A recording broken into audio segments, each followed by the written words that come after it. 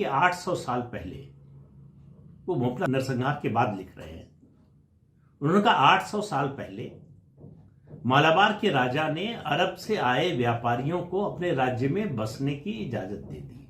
उनके मंत्रियों ने सलाह दी कि व्यापारी हैं, इनको बसने देना चाहिए। उसके बाद वो धर्म परिवर्तन करने लगे।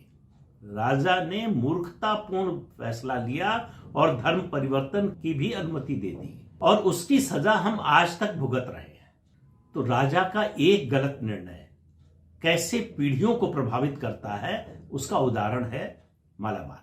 और हिंदुओं को लगता रहा, मालाबार के हिंदुओं को और देश भर में हिंदुओं को, कि ऐसे अत्याचारों से उन्हें ईश्वर बचाएंगे, ये ईश्वर के कारण हो रहा है, वही हमको बचाएंगे। और उन्होंने कहा कि यही कारण है कि हिंदू बढ़ते गए और उनमें से बहुत से मुसलमान हो गए।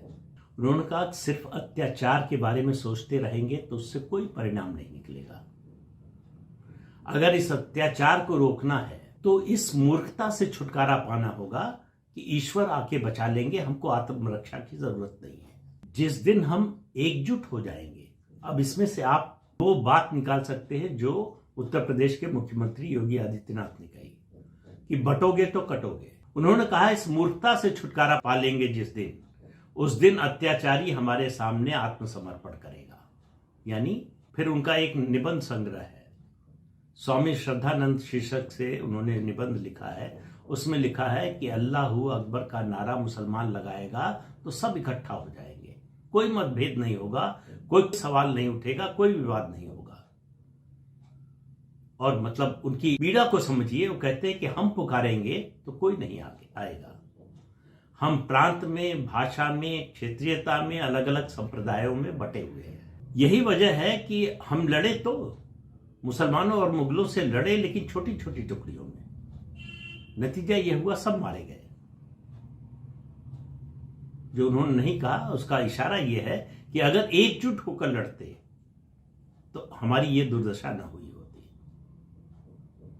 और फिर चेतावनी देते हैं उसी लेख में, निबंध में, वो कि अपने बच्चों के भविष्य के बारे में सोचिए।